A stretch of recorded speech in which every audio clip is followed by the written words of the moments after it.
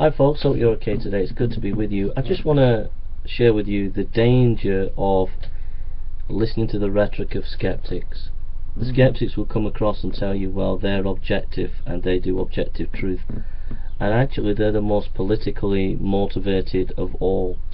For example, you have Richard Dawkins, who is an evolutionist, and he quite clearly said at Reason Rally, and he said it many times, that you should shame Christians for believing in the Eucharist. He's stopped people from publishing important papers that have been against evolution. Krauss has said that he said, just as Dawkins, that anybody who teaches creation is doing child abuse. Now the point is this, is that that's not science. There is also scientists who try to publish papers in their magazines who are not Christian, who are not creationists, who are not intelligent design, but wanted to publish papers in their magazines, and they've been vilified for doing that because these papers have criticized evolution. So there's a big political agenda out there to squash anybody who critiques anything that is against Christianity, whether it be in science or in culture. If you criticize evolution, if you criticize anything that's criticizing Christianity, you'll soon find that you'll be marginalized in the intellectual discourse of our time.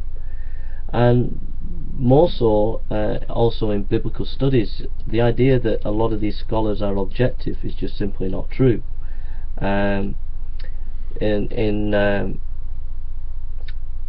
In 2006, the National Geographic channel had already purchased the Gospel of Judas, and got a number of scholars to say things that really just were not true, indicating that this was an early source of Christianity, when it was nothing the case. I mean, the Gospel of Judas is clearly a Gnostic text. If you read it, it talks about the creation of angels and these, I'll just read a little bit here for you.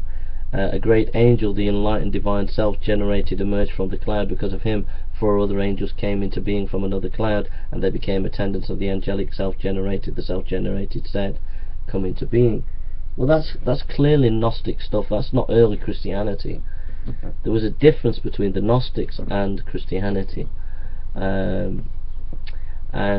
So be wary of biased research. This group in 2006 made it look as it got scholars who dishonestly tried to present this Gospel of Judas as if it was a form of early Christianity, when it wasn't. It's a late edition. It's not in the 1st century, it's 2nd and 3rd century, and it's not a genuine, authentic understanding of Christianity. And so that's biased research from scholars, and you have to be aware that there's always these scholars who are popularist, who jump on the bandwagon, and organisation and groups who are trying to sensationalise historical information that, if done in an objective way, would not confirm what they're trying to communicate.